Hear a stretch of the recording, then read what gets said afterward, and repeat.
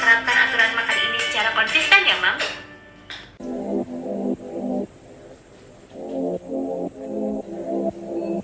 Sekarang Gendis ini kan rencananya mau makan nih ya. Iya, tanggal 21 dokter. 21 dia mau makan. Masih rawon nggak tuh? Kenapa? Rawon. Jangan rawon. Rawon terlalu ini. Bapaknya benar itu. Nanti untuk kasih makan itu harus lihat ini dulu. Untuk jadwal, pastikan atur jadwal makanan utama dan selingan yang teratur, yaitu 3 kali makanan utama dan 2 kali selingan diantaranya. Batasi juga waktu makan paling lama 30 menit, serta hanya boleh mengonsumsi air putih di antara waktu makan. Untuk lingkungan, buatlah lingkungan yang menyenangkan tanpa paksaan untuk makan. Jauhi distraksi seperti mainan, YouTube, televisi, atau gawai saat makan. Jangan juga memberikan makanan sebagai hadiah. Dan untuk prosedur, seiring bertambahnya usia, dorong anak untuk makan sendiri. Bila anak menunjukkan tanda tidak mau makan, tawarkan kembali secara netral tanpa membujuk atau memaksa. Bila setelah 10-15 menit anak tetap tidak mau makan, akhiri proses makan. Terapkan aturan makan ini secara konsisten ya, Mam. Aturan pemberian makannya itu tadi dibagi jadi 3 ya, dibagi jadi 3. Kenapa ibu harus tahu sama bapaknya harus tahu aturan pemberian makannya? Simpel, karena kalau dia masih kecil seperti ini, usia 6 bulan, 7 bulan, saya yakin waktu bapak sama ibu kasih makan, anak itu tidak akan tutup mulut, dia akan mau makan. Tapi begitu kalau kita aturan pemberian makannya itu salah, mulai nanti usia 8, 9 bulan, 10 bulan, ibu akan datang dengan keluhan, anak saya nggak mau makan. Karena dia merasa 2 bulan lalu anak saya nggak ada masalah. Ini kalau saya suapin dia mau makan aja, saya suapin dia mau makan aja. Tapi dia tidak menerapkan aturan yang benar. Akibatnya aturan yang salah itu diterusin terus-terusnya. Setelah 8-9 bulan itu sudah berakar pada si anak. Anaknya sudah paten lah, anggapannya sudah terbentuk kebiasaan yang buruknya. Dia sudah tidak mau makan. Jadi begitu, itu ibunya pusing di situ. Apa yang harus saya lakukan?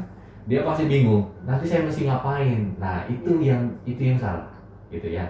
Nah, aturan pertama itu adalah jadwal. Jadwal itu anak itu harus makan 3 kali satu hari. Ya, 3 kali makanan utama, 2 kali snack.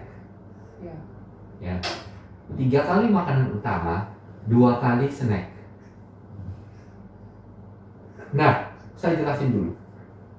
Makanan utama yang dimaksud di sini itu adalah makanan yang bergizi seimbang. Artinya, itu harus ada zat gizi utama, yaitu pertama karbohidrat, kedua protein, ketiga lemak, keempat untuk vitamin sama mineral, itu nanti dari sayur-sayuran dan buah-buahan. Nah, kalau karbo di sini, ibu bisa pilih. Kebanyakan orang Indonesia kan nasi ya, karbo. Tetapi karbo itu bukan cuma bisa dari nasi. Jagung lah, ubi-ubian, itu banyak yang sumber-sumber karbohidrat. Kebanyakan orang tua itu fokusnya kalau anak saya nggak makan nasi, anak saya belum makan. Dia merasa kan kadang-kadang ada anak-anak itu memang tidak mau, ada beberapa anak itu yang tidak mau makan nasi. Dia tidak terlalu suka rasa nasi. Sebenarnya itu pernyataan seperti itu pun sebenarnya salah, karena anak itu sebenarnya mau makan. Yang salah adalah karena anak itu tidak diperkenalkan, gitu ya. Tujuan, ingat sebelumnya saya kan pernah bilang, tujuan kita mau kasih makan itu adalah untuk belajar makan, bukan untuk lomba makan.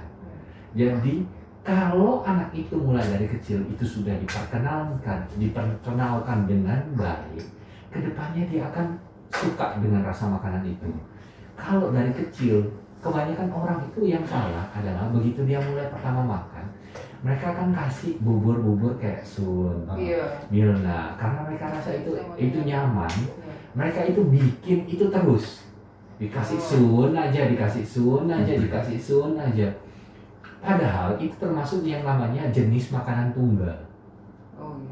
jenis makanan tunggal itu tidak disarankan. Artinya, kenapa tidak disarankan? Ya simple. Karena harusnya dalam makanan, dia harusnya tercakup semua jenis makanan. Iya. Bukan cuma satu jenis karbotok gitu loh. Nah, itu tidak boleh. Karena kalau dia kenalnya cuma rasa, ya itu Milna bubur itu paling cuma isinya bubur kacang hijau sama bubur kacang merah kalau nggak salah. Iya. Bubur beras merah kalau nggak salah rasanya itu. Nah, itu saja yang dia kenal. Begitu nanti dia dikenalkan nasi, dikenalkan apa, dia nggak mau. Dia nggak mau. Nah, itu yang harus diingat. Jadi pertama harus ada karbonya dari umbi-umbian dan lain sebagainya, nasi dan lain sebagainya. Catatan kedua, yang paling penting ingatlah harus selalu ada protein. Protein itu ditujukan untuk di dalam makanan itu diberikan tujuannya supaya anak itu pintar. Ada dua hal yang paling penting yang harus diingat. Protein sama lemak. Kalau anak itu mau gemuk, lemaklah yang jadi sumbernya. Jadi kalau di anaknya itu lemaknya kurang, pasti berat badannya seret. Tapi kalau proteinnya kurang, anak itu tidak tinggi, kurang pintar. Nah, biasanya orang tua itu fokusnya cuma di karbonnya, nasinya toh. Sisa-sisanya dia kurang perhatian. Padahal yang penting itu adalah protein sama lemaknya. Gitu ya. Oke. Nah, sekarang kalau jadwal makannya tadi 3 kali makanan utama, 2 kali makanan snack. Nah, anak ini kan masih minum susu. Ya. Gimana sih jadwal yang benar? Nah, jadwal yang benar itu adalah tiap-tiap 2 jam. Misalnya nih contoh, dia makan pagi jam 6 pagi. Kapan boleh dikasih makan lagi? Dia boleh dikasih makan lagi nanti jam 8. Biasanya kadang-kadang anak-anak itu kalau sehat, dia jam 6 dikasih makan, jam 7-an itu biasanya dia juga sudah ngeroyong-ngeroyong minta makan. Nah, orang tua itu kasih makanan, tetap dikasih makan. Nah, akibatnya jadwal makannya itu jadi kacau. Nah, jadwal makan yang baik adalah tiap 2 jam. Oke ya? Iya. Nah, bagaimana kalau misalnya dia habis makan pagi, ternyata jam 7 pagi itu dia lapar. Ya, jam 7 pagi itu dia lapar. Apa sebenarnya ini masalahnya? Sebenarnya itu tanda bahwa makanan paginya itu kurang banyak. Gitu ya. Kalau dia makannya cukup, harusnya sampai dia nanti baru mau makan lagi itu nanti jam 8. Nah, kalau dia jam 6 pagi dia makan, jam 7 dia minta makan. Nah, ini tanda bahwa memang kurang. Nah, kalau gendis begini usianya nanti mulai 6 bulan, bagaimana sih aturan makannya? Berapa banyak sih yang dia harus makan? Nah, makannya itu dimulai dari 2-3 sendok makannya dia. 2-3 sendok makannya bayi, nanti itu bisa ditingkatkan sampai 2-3 sendok makan orang dewasa. Gitu ya. Nah, 1 sendok makan orang dewasa itu sekitar 15 ml. Kalau 3 sendok makan orang dewasa itu artinya sekitar 45 ml. Benar kan ya? 1 mangkoknya gendis itu, ya, satu mangkoknya gendis itu sekitar 250 ml. 1 mangkok makannya dia itu sekitar 250 ml. Ingat waktu usia 6, mulai dari usia 6, 7 bulan sampai 8 bulan biasanya maksimal, itu dia cuma porsi makannya itu cuma 1/4 dari piringnya dia. Kalau begitu ya 125 bagi 2 ya sekitar 52. Ya betul, berarti sekitar kira-kira 2-3 sendok makan orang dewasa itu. Gitu ya. Jadi ingat, karena dia itu masih kecil, jangan terlalu dipaksain. Gitu ya.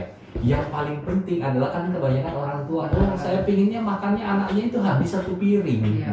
Nah, padahal dia itu tidak tahu bahwa lambungnya si anaknya itu belum cukup menampung jumlah makanan sebanyak itu.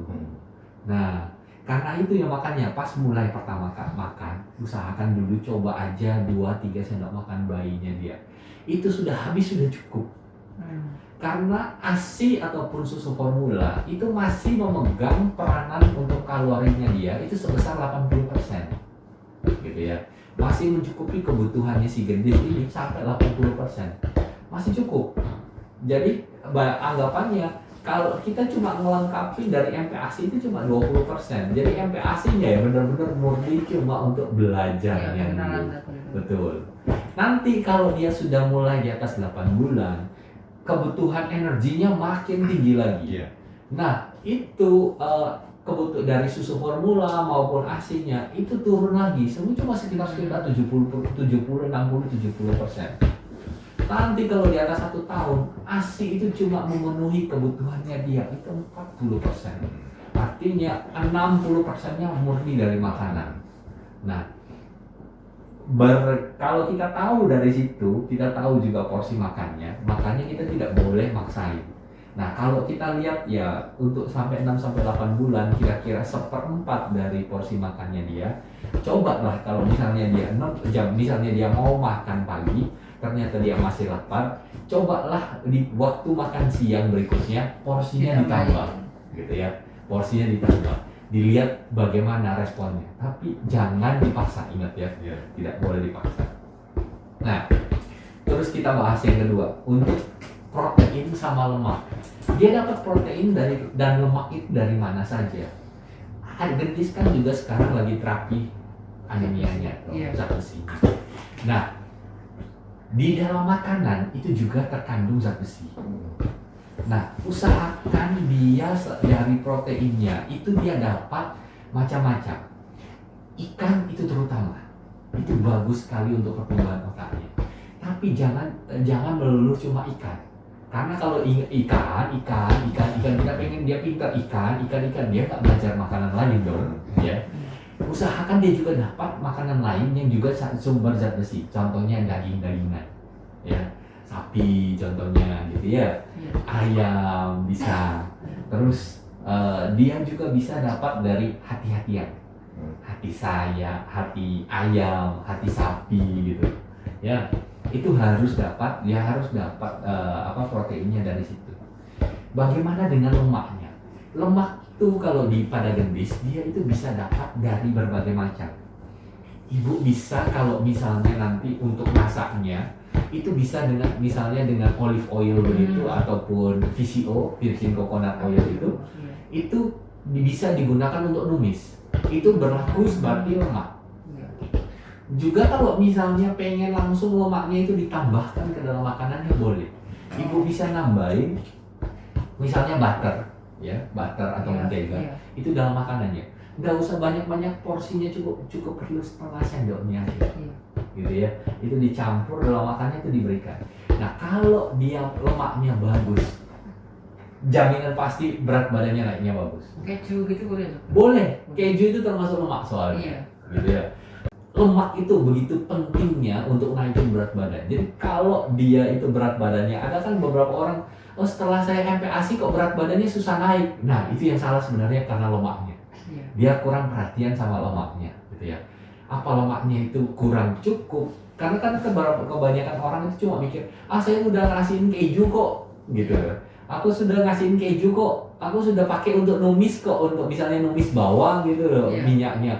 Nah, itu kan sudah lemak, iya benar lemak, tapi jumlahnya kurang. Nah, itu yang mempengaruhi berat badannya susah naik atau tidak, gitu ya. Oke? Terus vitamin sama mineral itu biasanya bisa dapat dari sayur-sayuran dan buah-buahan. Nah, berkaitan dengan ADB-nya juga gendis. Ini bagus biasanya dapat dari sayuran-sayuran hijau. Contoh, brokoli, gitu ya. Dia bisa bagus untuk dapat misalnya untuk zat besinya dapat dari brokoli. Bisa juga dari sayuran-sayuran hijau misalnya sawi, bayam gitu ya. Usahakan tetap dikenalkan.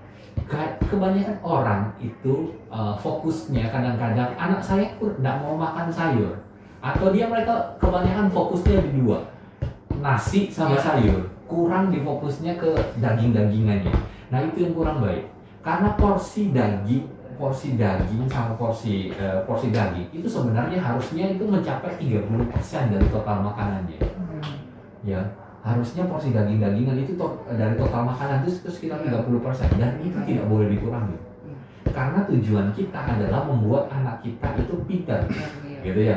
Jadi porsinya daging-dagingan itu harusnya tidak boleh dikurangi, gitu ya. Seperti itu. Terus lingkungan. Tadi kan didengarin ya, dia bilang itu lingkungan itu harus menyenangkan, benar ya? Iya, benar. Lingkungan yang mendukung anak itu mau makan itu lingkungan yang menyenangkan. Karena kita itu kalau mau memberikan makan harus suasananya itu menyenangkan. Usahakan anaknya itu ada tempat duduk untuk makan dia, ya, duduk makan. Karena kebanyakan orang tua biasanya kalau nenek atau kakeknya itu sukanya gendong. Nah itu yang salah, betul. Kadang-kadang dia kalau tidak mau makan dibawa keliling lapangan, dibawa keliling lapangan. Pokoknya targetnya mereka yang penting piring saya habis. Nah itu yang salah. Karena begitu besar anak itu kalau tidak dibawa keliling lapangan dia tidak akan makan. Sekarang beratnya gendis ini 8 kilo. Kalau nanti dia sudah besar beratnya 10-11 kilo, ya capek tangannya mamanya. Punya anak itu mesti sabar. Iya. Ya, karena dia itu cuma kecil satu kali. Saya selalu bilang itu, anak itu cuma kecil satu kali. Dia lucu-lucunya cuma sekali. Kelar dia besar, dia akan lucu, tapi juga dia punya tantangan sendiri. Mulai dari ya rebelnya dia, melawannya dia dan lain sebagainya. Artinya ya dinikmati. Waktu kecil begini pasti ada susahnya, ada senangnya. Ya dinikmati saja, gitu ya. Nah, lingkungannya tadi selain menyenangkan, dia harus punya tempat duduk itu sendiri. Usahakan kasih dia makan dengan baik, ya. Dia ini sewaktu sampai 9 bulan, sebelum 9 bulan, biasanya itu belum bisa untuk makan sendiri. Nanti setelah usia 9 bulan, biasanya sudah mulai muncul refleks untuk memasukkan tangan ke mulut gitu, ngambil makan.